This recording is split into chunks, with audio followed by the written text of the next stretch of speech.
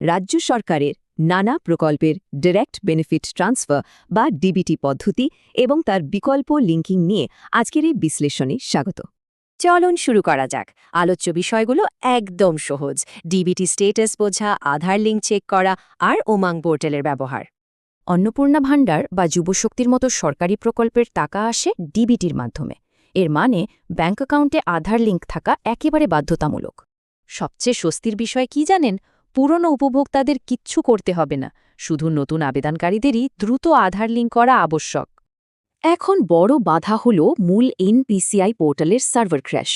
তবে চিন্তার কিচ্ছু নেই, আমাদের হাতে নির্ভরযোগ্য বিকল্পও রয়েছে। খামোখা পণ্ডশ্রম এড়াতে নতুন করে আবেদনের আগে বর্তমান আধার লিঙ্কিং স্ট্যাটাস যাচাই করে নেওয়া কিন্তু ভীষণ জরুরি। কাজ শুরু হবে ইউআইডিএআই এর ওয়েবসাইটে। শুধু মাই আধারে গিয়ে ব্যাংক সিডিং স্ট্যাটাস অপশনটি বেছে নিতে হবে। এরপর লগ করা একদম জলের মতো সোজা। শুধু আধার নম্বর, ক্যাপচা কোড আর মোবাইলে আসা ওটিপিটাই যথেষ্ট।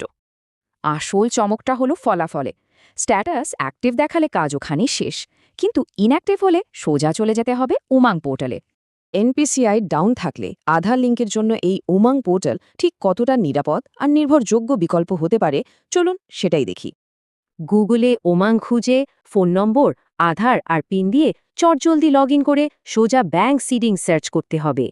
তবে বাস্তবের ছবিটা হলো সার্ভারে প্রচণ্ড চাপ থাকে, তাই সফল হতে গেলে ৮-১০ বার রিফ্রেশ করার মানসিক প্রস্তুতি রাখতে হবে।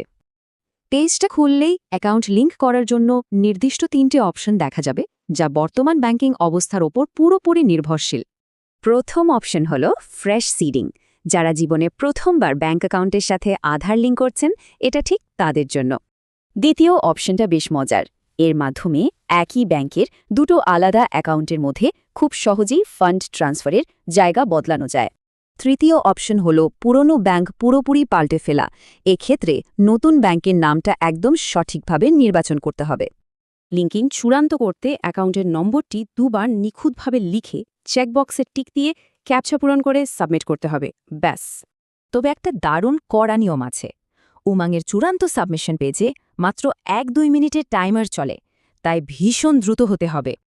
দিনের বেলা প্রচণ্ড ট্রাফিকের জটে না আটকে এই পোর্টালটি রাতের বেলায় ব্যবহার করলে কাজটা অনেক দ্রুত আর মসৃণ হবে। এই বিকল্প পদ্ধতিগুলো কি সত্যি লিঙ্কিংয়ে সব বাধা মেটাতে পারল, নাকি উপভোক্তাদের জন্য নতুন কোনো প্রযুক্তিগত চ্যালেঞ্জ অপেক্ষা করছে?